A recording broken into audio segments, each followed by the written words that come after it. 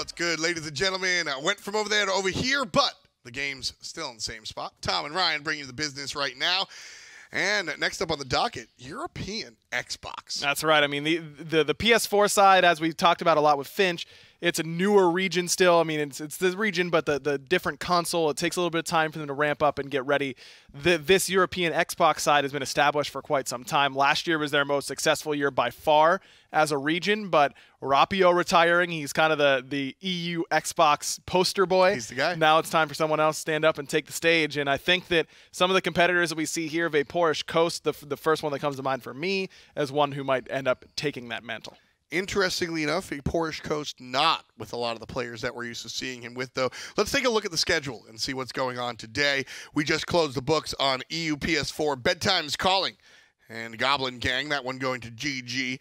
And now today we'll look at Team Ricardo, which a lot of familiar faces. That will be the team, most of the team rival you're used to seeing here on the console. Across the way will be Dobbos Disciples, and that will be where Vaporish Coast is away from all his teammates. Predators, Fly, Mr. Turtle, and not Vaporish Coast. No Vaporish Coast over there with its old teammates and Fly and Predators, but still with some well-known names in the European Xbox community.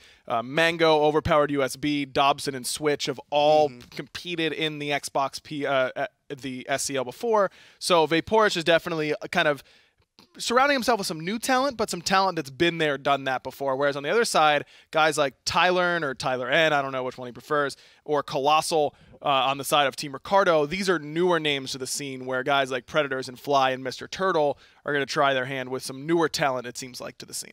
Now, with that in mind, I mean, you were a player once upon a time. This is an interesting question because, as you said, two very different approaches. Vaporish Coast going with some veterans and saying, I'm going to go off on my own and kind of be a lead singer for a band that's been doing it. Whereas Team Ricardo are saying, well, you know what? We have a strong core. We're going to bring some new guys. Which spot would you rather be in?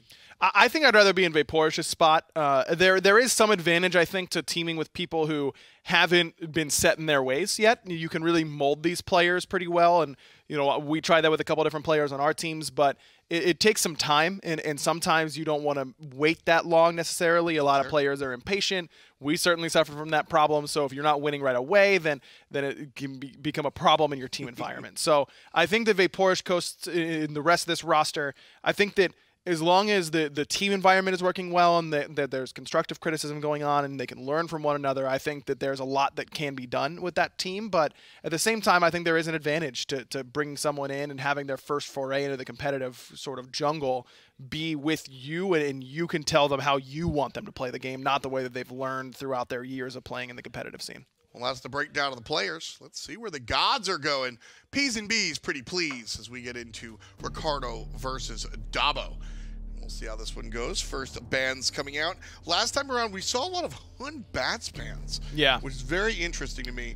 I've always said that Fear No Evil will always be relevant, but at the same time, I mean, why the attention to the Jungle Monkey? PlayStation 4 just seems to really love Hun Bats, and I think that was a console-specific, player-specific ban that they seem to really favor that god on the PlayStation 4. Sure. On Xbox, I don't expect to see nearly as much Hun Bats focus, whether it be in bans or picks. Well, we do see the Freya ban, which is interesting, or should I say not so interesting, but interesting to note that absent from the first set, neither picked nor banned on the European side of PlayStation. She was banned game one, but neither picked nor banned after that. So those two teams didn't seem to really favor her at all. Vamana was very highly sought after there. Yep. He'll be banned out this time, and Bacchus will be the first pick. And I think this is a little bit more true to what you can expect for Season 6 Smite.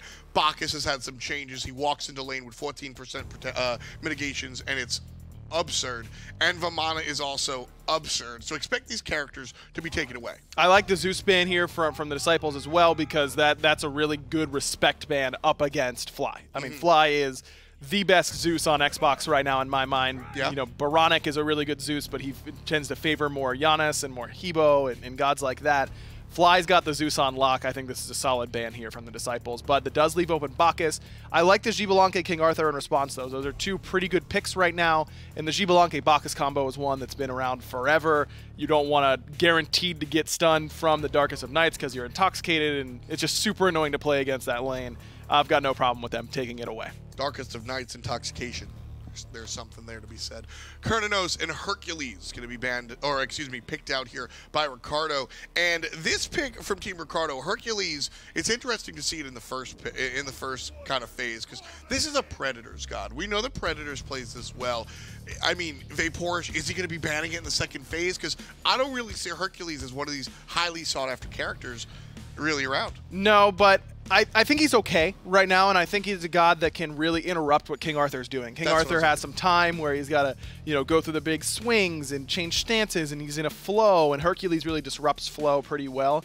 I will say, though, that don't forget that King Arthur's Orange 1, the hamstring, will end up crippling Hercules and could cause him some problems trying to driving strike. So will the Whirlpool. So a great choice here of Poseidon to be picked up from Dobbo.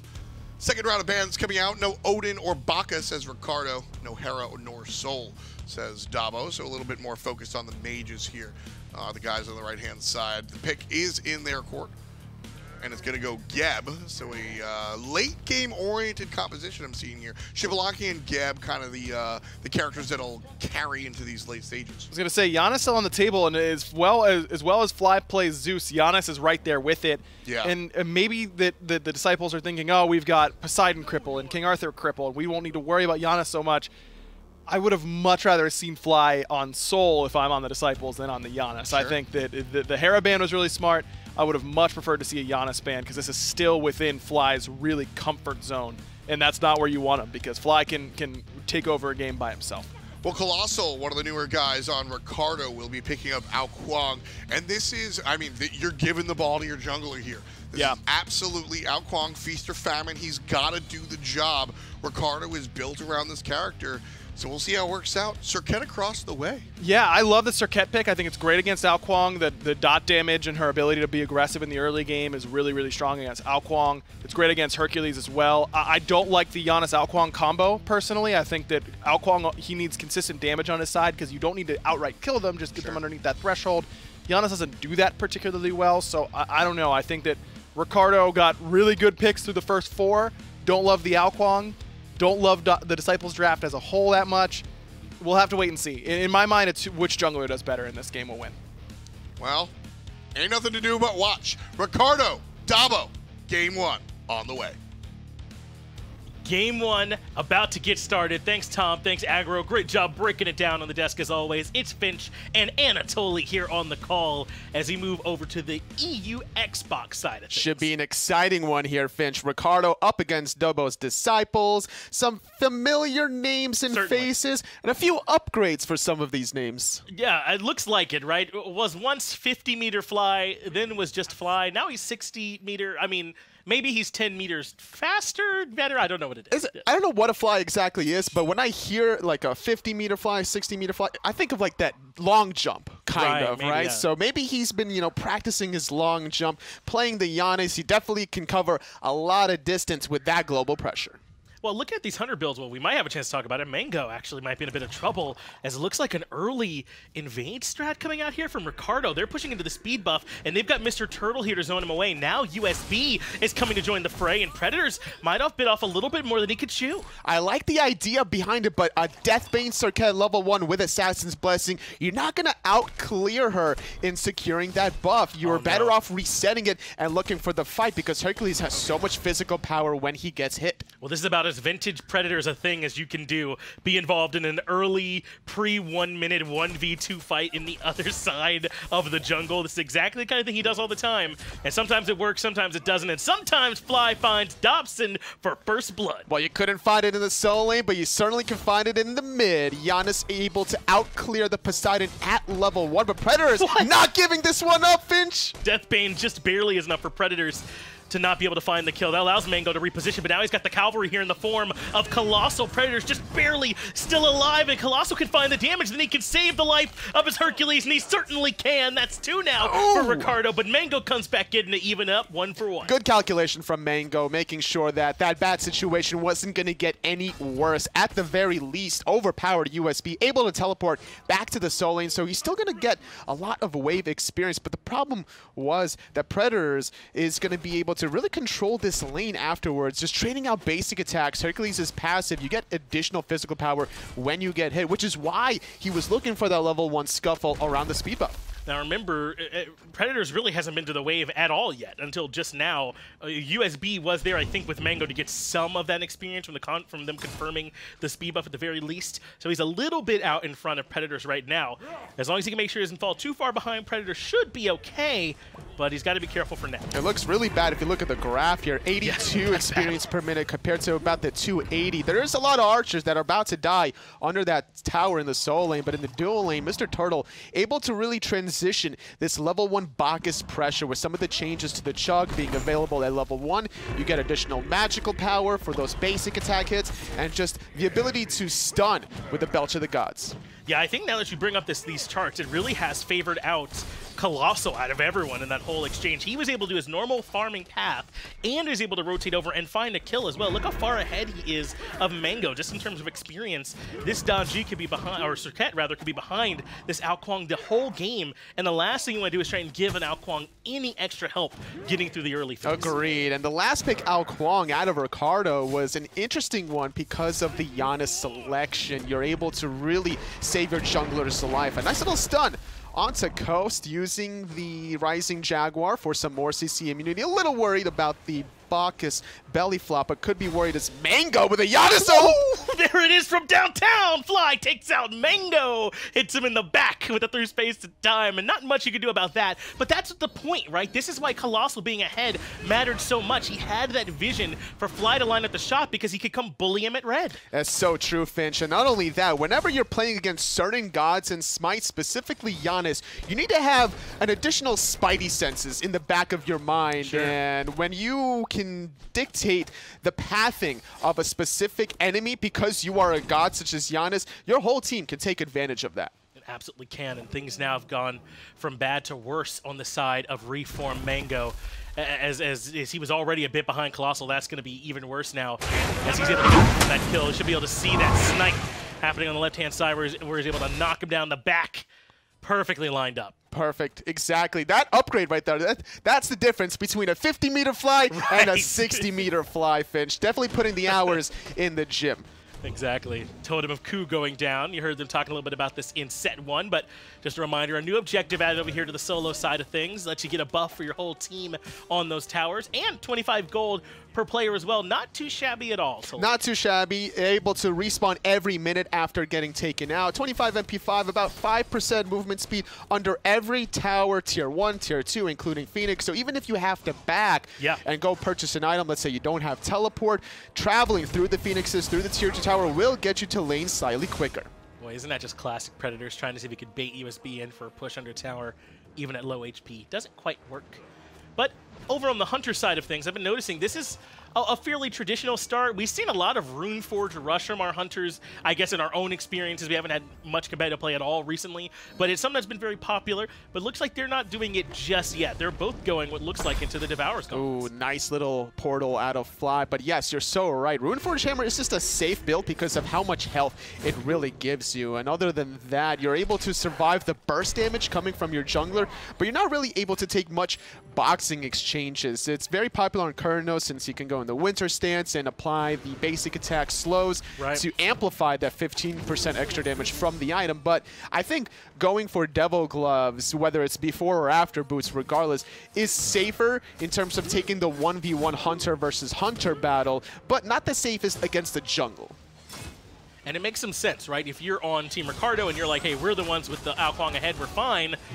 But if not, maybe he has something to worry about. Predators has something to worry about as well, as he's taken down 2 ultimates. Last breath is on to stop any healing, and Dobson cleans up the kill. Cool as you like. They get the gank successful, and they're going to defend their own buff. Did have to invest 2 ultimates, but considering it's a King Arthur ultimate, that doesn't even really count, considering it's such a short cooldown. You're able to get it back very quickly, and that's something that OverPoweredUSB can take advantage of if he starts rotating around. Predators not going to have the easiest time if Mango leans on this solo lane. That's already the leap down from Mango, so he's going to need some backup in the form of Switch and Dobson to come in and even these numbers up.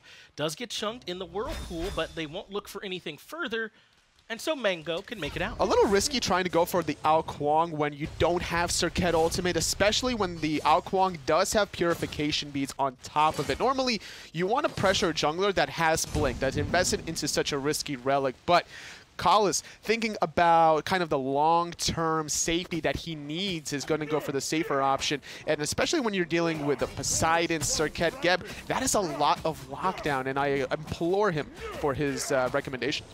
It is a bit surprising that Mango was willing to go for it. And like you said, he does make it out and ends up being okay, but certainly ambitious considering how the way the game has gone so far. But so far he's okay. I mean, that's good, right? If you have someone in your team like Vaporesh Coast, the Penta Kid, then you want someone in your jungle who's ambitious as well, because so is he. This is a team that does not seem afraid to shoot their shot at any point. A little bit of action along the red buff. It is going to be a 5-on-3, and I like the Disciples backing off there. They didn't have the numbers necessary. They called them missing from the solo lane. Great communication. Not the end of the world to give up a red buff, because if they lost any additional lives, well, you might even give up an early 7-minute gold Fury. Just want to make sure that doesn't happen. One of the reasons why pressure on the dual side is so important, but USB might now be in trouble, is he tried to push forward and go for the in-vein after pushing up the wave. Is able to make it back out of there, though. Arthur can be somewhat maneuverable, a little bit hard to lock down if you don't have any hard control. That's true. This is where the Kuang would have probably preferred to have Blink. When the Arthur can cover that much distance, you can blink in, use your ultimate, even not for the execute, but just for the setup alone, because Predators could be waiting underneath. Look for the pull, push, excavate combo, which would deal immense amount of damage, considering OverPoweredUSB just now finishing off the Gladiator shield. Didn't have it before. And that is interesting, right? There certainly are some options to interrupt this Arthur, but not a ton. That's one of the areas where you can kind of feel Arthur's weaknesses, is when there's a lot of ways to interrupt him and kind of disrupt your flow and stop you from constantly switching between your abilities, because he can be kind of vulnerable to that. When he is able to sort of roll through his abilities often, that's when he can feel so oppressive in a team fight. And I don't know if there's enough on Ricardo to stop him once he gets to that point. And the thing was, Ricardo actually banned away the RDO, and they first picked Bacchus, giving the table to pick King Arthur for Dobbos. Right. And they took that without any hesitation, picking up the Xbalanque and the Arthur. Now we're seeing what Arthur can do in the 1v1. Predators is low. He does have the ultimate, but I don't know if that's what he needs right now. He's locked down, and USB finds the 1v1, the solo lane, and sends Predators back to base. Only having the tier 1 Blackthorn's hammer, just finishing it off now. If he had that earlier on, he would have had the health, the cooldown reduction necessary to survive that burst damage, and that's the power spike difference between a bridge item such as Gladiator Shield and going for something more expensive like Blackthorns. Totally, I think you're exactly right, and I expect someone of Predator's experience to recognize, you know, when they're at that small disparity. Now, to be fair to Predators, I don't know if he's ever cared what items you have or the level disparity or anything like that at any point in his career, as long as I've been watching him. My man goes. He goes in no matter what. He definitely likes to role play the same character that he plays, right? Hercules is a man that just doesn't care about anything that hits him, right? He just kind of shrugs it off. But at the same time, you got to kind of give respect to where credit is due. And there is no slouchiness coming from the USB piloting this King Arthur. Definitely doing some good stuff, sitting at 1-1 and 2. Earning the first part of his name, at least so far here with the Overpowered. He's looking good, but can he keep it up as Predators just defends his own blue buff? Actually stealing it. Oh, yeah, actually he is stealing it away. Exactly right. And it's not a good decision. Not a good decision considering that he's going to lose a whole wave. Even if there was nobody ganking, what Overpowered is doing here is perfect. He slowed down Predators. He missed a whole entire wave. And if we could take a look at the experience per minute between these two players, because right now I'm expecting it to be a little bit of a lopsided. No, but actually after getting that wave because of the Totem of Ku, we're about to see the difference soon. Well, Gold Fury now being considered by Ricardo after the skirmish over the solo side, but just turn out the lights one time with the Xbalanque ult, and that'll put an end to it. In fact, Rainbow wants to keep going forward. That means now comes out the Poseidon ultimate as well, but he doesn't hit home. Through space and time expended, but now it's Mr. Turtle the furthest forward. Mango getting stunned out, Predators around the corner, and that's a beautiful combination. Fly with a kill. But Cataclysm hits too, which might mean it's an opportunity for Coast to find some damage, but it's the Boulder chasing the rock, and just barely Geb is able to outroll it. And now they're going to come back to the Gold Fury yet again, but USB is lurking around the back end, but there is a ward. It's a 5-on-3. He's going to get knocked up, pushed, stunned, but not until the Excalibur's Wrath coming out. Goes up to the air, so he was able to get away from a lot of that nonsense coming from the rest of the squad. Ricardo, they do have the numbers, but maybe not the health. A lot of members are low. And that means that really Dobbos Disciples can be happy that they didn't just lose a Gold Fury. They got some kills. They still have some great separation between the two mid-mages. Sitting at level 11 is Fly, while Dobson only just now hitting that level 10 marker. That's the difference between these two teams, and slowing that down is going to allow this Poseidon to kind of catch back up in the ranking. And all it takes is a healthy soul laner to really deter a team from going for such an objective. And Fly has just been in the perfect place at the perfect time, which is one of his calling cards. If Predators was aggression, then Fly's was being right where he needed to be for his team at all times. He landed the perfect snipe earlier on to find the kill into Mango. Just now when Mango got isolated around the Gold Fury, he was there to follow up with the Unstable Vortex. He's on point, just like we expected him to be from last year, and he's keeping it going this way. That's the difference. We were talking about it earlier. Always annoying when you're getting your blue buff stolen. Did have vision there. I believe there is a ward right inside that blue cove, so you're able to really identify the health bars. And yeah, there's no beads on the Serqet, so he took a spill. There'll be a bit of trouble here for Vapors, or rather from Tylern, excuse me, who's definitely getting a little bit of extra attention, but he's able to make it out of there, no problem. But that might mean he'll have to say goodbye to his tier 1. Though Mr. Turtle is here, and with the stun, can't find it, so Mango will escape. Death Bane covering a lot of distance, and Mango was doing a good job in the beginning of that last exchange on the Gold Fury, getting away from the action when he forced the early Cernunnos ultimate, being able to ambush away. But after all his escapes were used, Turtle was just at the right place at the right time, setting up the Belch of the God stun on a Serqet that just doesn't have beads yet. Still needs to wait two more levels until the second relic becomes available. And hasn't been able to quite find the aggression that this early blink would normally lend itself, as Gold Fury now in the sights of Team Ricardo yet again. Dobbos Disciples are nearby, though. They've got Coast nearby. They have Dobson with his ultimate, but it's Predators who's already found Coast and brought him down quite low. They won't be able to actually get him, but they send the Hunter back to base. Oh, there goes the Janus ultimate. It only clips out OverPoweredUSB. Definitely looking for Vaporish Coast that got poked out quite heavily. And I like this call coming out of Ricardo. They were basically sacrificing a little bit of health on Mr. Turtle that was tanking the Gold Fury to allow Predators this flanking opportunity. If you don't respect the Hercules from the side, all it takes is that one driving strike excavate, and even if you don't get the kill, you force out the Hunter back, you can fight 5-on-4 throughout the rest of it. It's so smart. It's what you can do when you have a small lead and force the opponents to fight. It also gave some room for Mango to farm on the right-hand side. That was good for Dobbos Disciples, at least to capitalize that way. But now they might have Tylern locked down. I don't know if he realized he was walking to the Wolf's Den, as now he is going to be hit by those extra range from the autos from Vaporish Coast, and he finds his first kill of the game, 1-0-1. Not even the beads or the Jaegers could save the life of Tyler in that encounter. I like the idea, trying to negate the Darkest of Nights by keep running, using the beads, but then you got a rock that's just got so much speed rolling down that hill. You're not going to be able to outrun that one. Not at all. As we do see, Tylern is going to try and make his way into a Runeforged Hammer, I'd imagine, at this point. Something that we've seen popular on these Cernunnos, at least so far, so he'll wait.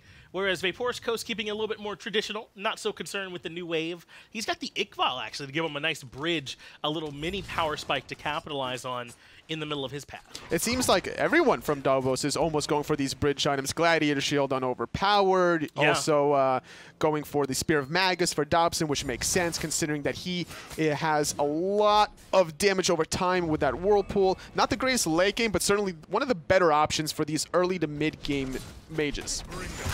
Things are still close, Tully. 15 minutes into the game, really. Only, what, 600 gold or so separate these two teams. It's 4-4 in the kill column as well. Mango wanted to try and tip things in his team's favor, but now that's Blink on cooldown, and he didn't find anything. No, definitely not. Knowing that the beads is down means that he's going to be the target. Tyler needs to worry about that positioning, and that was a great use of the dash just to get under his tier 2 tower, but still looking for a little bit of trouble in that dual lane is both of the junglers. It's now Colossxl was hanging by that duo lane side, but it's Mr. Turtle and Predators who are pushed up a little bit in this mid-camp jungle corridor. But look at Mango just walking up and looking for the madness, but finds nothing more on the back end of that. It's going to be a straight up 5-on-5. Still farming the left-hand side is Tyler. Needs to wait about 60 seconds for that beat. Everything committed onto Predators early on, and it ends up paying dividend. Dobson finds Predators early on. Now they want Mr. Turtle, who's trying to find a way to get out over the wall, but he can't. Intoxicate comes through, but they lock him down inside the King Arthur ultimate, and the Whirlpool's waiting. That's 2 off the bat. But they execute as well. Colossxl could potentially turn this around if he looks for somebody in the backline, specifically onto Dobbin. Dobson, but instead he's going to just confirm the red buff, realizing it is a 3-on-4. No mana to speak of for Fly. He has to back to base. And no tanks. Those are the ones they got rid of, so there's no one who can go forward and get them off this Gold Fury. That is going to be the Gold Fury earned by Dobbos Disciples on the back of an impressive fight. You heard Taco talking about this in set 1, right? That these tanks are somewhat vulnerable. You can burn them down quickly and open up fights. That's exactly what Dobbos just did there. They burned Predators, then Mr. Turtle. And the thing was, Predators is not that tanky yet to speak of. He only had the tier 2 version of the Void Shield when he died, so he has no magical protection to speak of outside of his Warrior's Blessing. He certainly has a lot of health with the Blackthorn's Hammer, but eating a full Kraken, you know, eating some Serqet damage, you're not long for this world, Finch, if you get hit by those two at level 14. Predators has taken quite a few spills in this game so far, 0-4 and 2. His impact has certainly been there, though. He's the kind of guy that will make his impact known, even if it does end up costing him his life. But he's got to be a little bit more mindful. Dobbos now capitalizing on the back end once he's gone, grabbing the Gold Fury. Still, though, no real lead to speak of. They're only about 400 out in front. This game's still very much even. It's a very methodical game, I think, from both of these two teams. And I think the late game should favor out Dobbos, considering they have the Geb. It's going to be so important to keep your carries alive. Bacchus had a great 5-man Intoxicate that last team fight, but it was just too little, too late. Without their secondary front line from Predators, that team fight was just destined for Dobbos to win, and that's where it's going to come to the differences.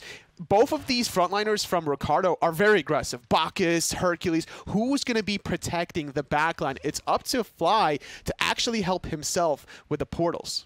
It really does kind of feel like that, right? Like Tylern is going to make sure he's being very careful of when he uses his dashes, as well as, like you said, Fly will have to use those portals mindfully to make sure he gets himself out of danger. They don't have that same backup plan that Dobbos Disciples will have in that late game, so things are perhaps looking a little bit scary for them, but if they can find a lead here in these next few minutes, it might not even come to match. A little bit of penetration going for Divine Ruin for Fly.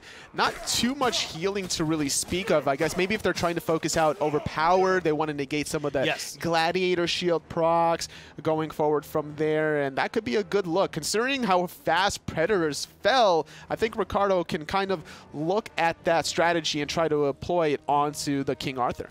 That's interesting. If they also want to try and maybe isolate down the Warrior and burn him quickly, it seemed to have worked at least in one fight last time for Dobbos Disciples, but can they keep it going? No one's really been able to find any separation or any clear strategy that's going to work later. So sort of like you were saying, we have to start looking towards that late game where you have a Xbalanque backed by a Geb, where you have, you know, a Serqet who can go in and shred Fly or Tylern quite quickly. Dobbos Disciples are scared. It's all going to come down to who kind of groups up first and strikes, calculating, right? It's a lot of CC from both teams, but Ricardo's CC, if you think about it, right? Bacchus belly flop stun into the Cernunnos ultimate that's going to polymorph you. If Overpowered gets hit by that polymorph, that's going to be enough of a timing window for the rest of Ricardo to do that damage and then allow Colossxl to find the 30% execute threshold. But remember, Colossxl was a good bit ahead of Mango at the start of the game because of the way that start around speed buff went. He was able to come in and find a kill and able to get his farm. At this point, Mango is all but made that irrelevant from the game. He's been able to get some farm over in solo lane by himself and even back up. Now, that's evaporated. Well, the thing is also, Finch, is that kills and assists are worth more as the game progresses, right? So Colossxl did get that early kill, but it was a level 1 Hercules. Like, what does that really amount to at the end of the day?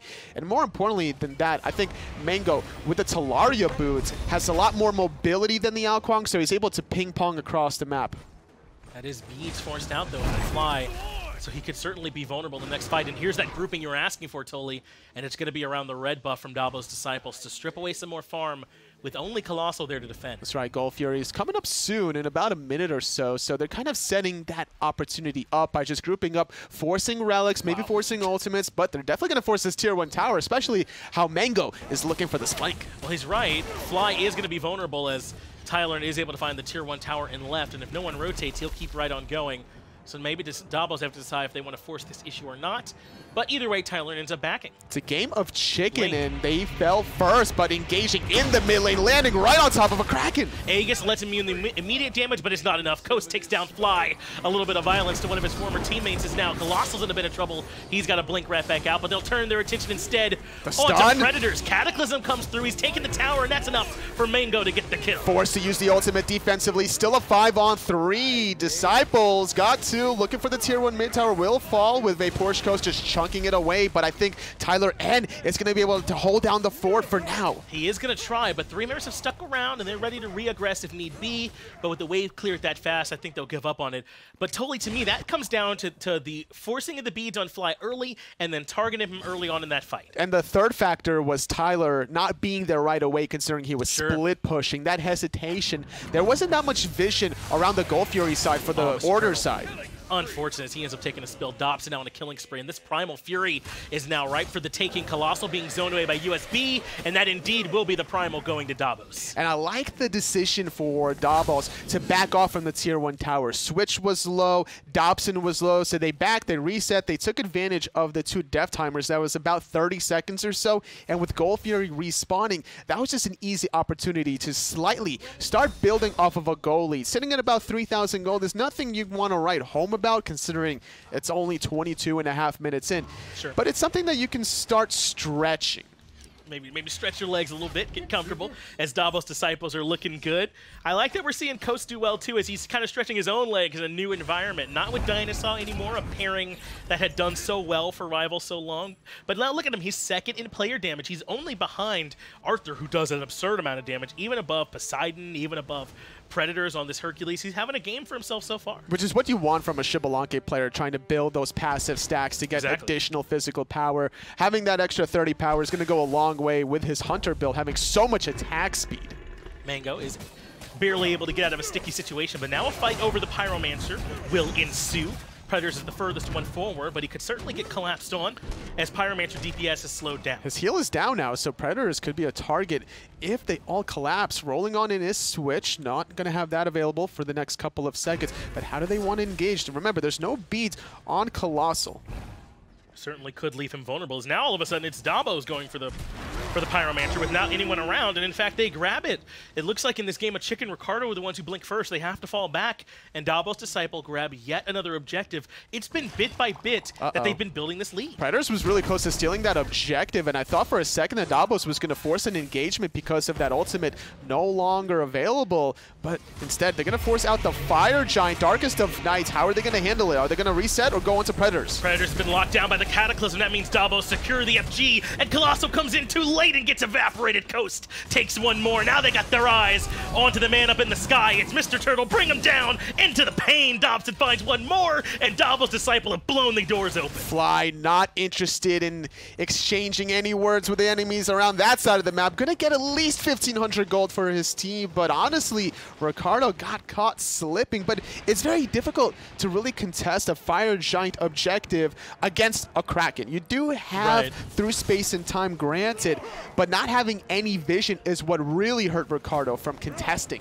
And what really feels like the difference to me is how well USB has been able to frontline for this team as opposed to Predators, who can't quite match him by himself without as much help from Mr. Turtle, as they are under the Phoenix, and Predators yet again is being shredded, being burned, and it's USB who finds the kill. He turns right around to Fly, brings him down to half HP. Whirlpool's there, but Aegis keeps him alive, but USB cannot be deterred. It's a double. In a 1v4, he finds one, even forcing out the beads from Colossxl. Finally, the Phoenix goes down, so the rest of his teammates able to save the life of the King Arthur. First Fire Giant going down, first Phoenix going down, and Dobbos are looking to take this game 1. That ain't bad, huh? Phoenix, Fire Giant, and a couple kills. I think Dobbos Disciple can feel pretty good about that one, as they are going to back up now, finally catch their breath and go back and spend some of that gold they've been collecting. Except for Mango, who wants to solo down this tier 2, daring Tylern to come in and try and contest. This structure should be all his. Really stretching the value of this Fire Giant. Now this means that the rest of his team doesn't have to invest into going to this lane. They can all focus their attention on the middle lane that just has some Winions getting that tier 1 tower on their own right. Only a tier 2 tower stands now, the last one in the mid lane for Dobbos, so Ricardo or sorry, from Ricardo, and Dobbos is going to have to get that one if they want to just lower the protections and health from that Titan. If there is a small upside for Ricardo, it's that this was not the enhanced Fire Giant. I think Dobbos were a little under a minute ahead of when that would have spawned in that first time anyway, so it's just the regular one, which if there is any grass is greener, I guess that's it. But totally, I mean, what's been the big difference here? It felt like since like maybe the 15-minute mark or so, Dobbos Disciples have been winning every engagement. It's just they're grouping up a little bit better. The front line from Ricardo is too far forward. Predators getting picked at that Gold Fury fight was the first strike. Right. The second strike was that Fire Giant, and things were started snowballing because they were only, what, 3,000 gold ahead. That's not that much to start letting the game get this far out of control. All of a sudden, not even 2 minutes ago, that 3,000 gold lead has become 11,000. It really has ballooned out of control, and they will be going to the left side where they were able to earn that tier 2 coming out courtesy of Reform Mango. Just when I say that, they changed strategy, though. They do want to come over to the tier 2. And I like this banner anyway. Clear all those tier 2s out before you look for Phoenixes, as maybe Dobson has a plan here with Switch. Oh, they certainly can. Kraken coming on out, trying to get this Kuang away from the action. Colossxl not really in range of the center, so he will survive for the moment. Well, they were right. I don't think he had beads for that engagement. It just wasn't enough to lock him down. But now it's Predators yet again who's being burnt first and foremost, and it's Vapor's Coast who brings him down on a rampage as he gets a little bit of peel for himself. Meanwhile, USB wants Colossxl on the left-hand side. 1v2, taking the Phoenix, allowing Vapor's Coast to get a double kill, wanting for additional ones. Finally, Colossxl able to find the execute. He needs to find a target to keep this game alive. He's not going to be able to save this left side Phoenix, though. It's already fallen to the hand of Vapor's Coast, who shreds it. Mid-Phoenix comes down as well, and now we've crossed the threshold. A point very hard to defend from. 3 Phoenixes down in favor of Dobbos Disciples. They're knocking on the door. It's going to be so difficult because this next Fire Giant is due to respawn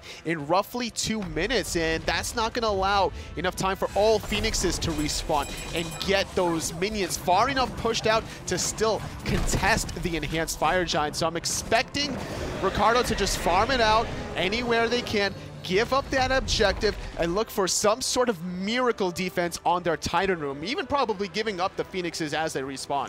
Now, Toli, can you talk to me about Predator's build? I mean, because something has to be the problem. He's being shredded entirely too quickly by Disciples. Is it just that they've itemized to kill the tanks correctly, or they're all focusing him? I mean, why is Predator's breaking so quickly? He's just too far forward that he can't get the assistance from his teammates. Normally, you're able to stagger certain DPSs so that you can at least squeeze in a cooldown to escape, get the heal off at the right timing. But when you're pushing the tank, I think he caught Switch there when he got the pull and the driving strike. Now you don't have an escape, and the rest of your teammates weren't interested onto going to the gap, so that investment of your positioning backfired onto him. And I don't care how tanky you are, when you're dealing with 5 members from Dobbos in the late game form, you will fall, Hercules or not.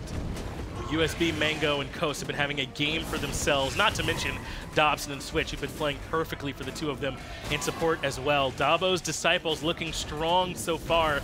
And remember, it's sort of an arms race as the second Fire Giant of the game goes down for who's going to be that top team in EU console, right? That used to be Rival, and they just owned that spot. It was all theirs. But now that they're kind of spread to the wind of EU Xbox, which team is going to grab that spot? It's up for grabs. Well, right now there's only the one Rival member from Dobbos, from Vapor's Coast, up against 2, Fly and Predators on the Ricardo side. Not on the winning side quite yet, so sometimes it's about quality, not quantity all the time. And you got to think that there's a lot that's riding on this one, right? Coast got a lot of hype over the last year, right? The Penta Kid, he was the one that it felt like was getting the kills. And I think an argument could be made that he was getting a lot of support from his team. Now that he's kind of in this squad where it's a whole different feel, he's doing it again in a different area, he can really come in and cement that name and earn that name. I think he has a chance to do that. Now, he's not doing anything too crazy that we're going to throw in the highlight reel. Like, he's not putting himself out of position. And that's a great thing from your Hunter. You don't want him to make those egregious, you know, mistakes trying to get onto that highlight reel. You just want him to play safe, play standard, allow the front line to do what they can, and then that's when your Hunter is going to pop off. And Vapor's Coast is a very patient kid, which is very difficult when thinking about such a young player as he is. Normally, a lot of players at that age are very antsy. They're very just jittery, thinking about what kind of play they can be making, but not Vapor's. No, not at all. He's on a comfort pick of his as well. Likes to play the Xbalanque, the Oolers too, so We'll see if that's what he ends up moving with throughout the rest of this set. But the here and the now is going to be this right side Phoenix. It respawned, as you said, a bit staggered from the other two since they got it so early. And Team Ricardo have got to find a way to make a stand. Dobbos trying to get this respawn Phoenix. I don't see a world where Ricardo can realistically hold this switch. Got hit by that oboe. Doesn't even have blink anyway, so it's going to be a very slow and steady march. And up until now, Predators has been the target, so look to see if he's the focus yet again, as they already have one in their wrath. And it's Mr. Turtle who's low. He just barely gets the flop off. But of course it's Predators who ends up falling first. Unstoppable is Coast. Dobson goes down though from Fly, who snipes him from the back end, and Fly is able to regroup. That through space and time, clipping Dobson in the backline. That's huge because that Kraken was still available. That could have been used on the Titan to secure the game. Left side Phoenix going to get clipped by some of those archers. Meanwhile, in the mid lane, Mango taking advantage of that respawning Phoenix. So despite not getting the win quite yet, they got what they came for in all three Phoenixes. That's right. That's a huge play from Mango to rotate over and get that mid-side Phoenix. And Fly couldn't make it over to the left side in time. That means now the Titan fully exposed and taking damage from minions. 4 members from Dobbos Disciples are here for the 4v4 if they want to try and force the fight, but they want some minions to help out. Oh, this is a bait and switch. They're trying to pull Ricardo outside of their Titan room to find the picks, but missing that blink ultimate. USB needs to look for a second opportunity. Right onto Tylern goes Mango, but can't lock him down permanently. Titan now at about half HP. Burning it. And Last Breath's already been expended. The Titan is the focus here. The Titan's too low. It cannot stand against the might of Dobbos Disciples, and that's going to be game 1. And who needs a Kraken? Not Dobbos for that one. Trading out 1-for-1. Fly with a good opportunity to take out the mid-mage was just not enough. They were too far behind. There was almost about a 20,000 gold difference at the end there. If you looked at the build from Vaporish, he actually was even able to sell his boots, pick up that elixir of speed, and get full 6 items online. Yeah, he was doing a lot of damage. And what really impressed me, I would say, about Dobbos Disciples, Tully, is how well they played as a team. Their focus was on shredding the front line, whether that be Turtle or Predators, and they executed perfectly. They looked really scary in that game number 1. Their teamwork, phenomenal. Game number 2, Ricardo needs to step it up if they want to get back into the set. Yeah, a lot of adjustments they can make. Let's get it back over to the desk. Let the analysts break it down. Hey, thanks a lot. It's me and the analyst, and we're going to be breaking this one down. Game 1 goes to Dobbos, and Vaporish Coast is able to make such a big impact. You know, it was interesting. I had asked you straight up which situation you would rather be in, and you had answered, I would rather be in Vaporish Coast's position. Exactly, and I think I was along for the ride, but I wasn't quite sure.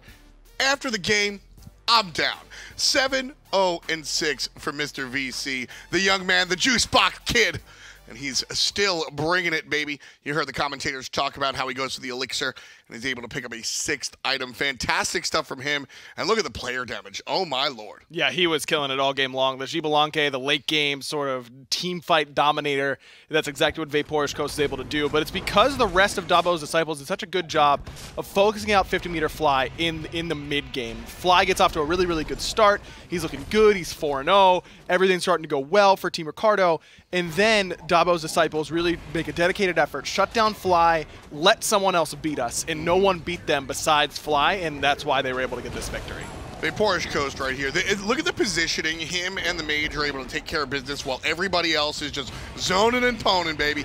And here Vaporish Coast, eyes on the prize. Phoenix has to get out of trouble. He does so. And then it's all about how much his teammates are doing this. And I want to bring this up on the stats page, if we can see this real quick. Vaporish Coast, on the next page, you look at how the rest of the team is taking all of the damage. Vaporish Coast, it's him and the Mage that are low because Switch, Mango, and OPUSB are sitting up in front making sure that everybody else is safe. A lot of mitigated damage and damage taken by Switch and OverPoweredUSB. And USB did a great job on this Arthur, by the way, of really, really making it difficult to bring him down. That's exactly what Arthur is designed to do, is be that annoyance in the team fights where he's doing enough damage to you where you have to respect him, but he's not going to die very easily, and that's exactly what USB did.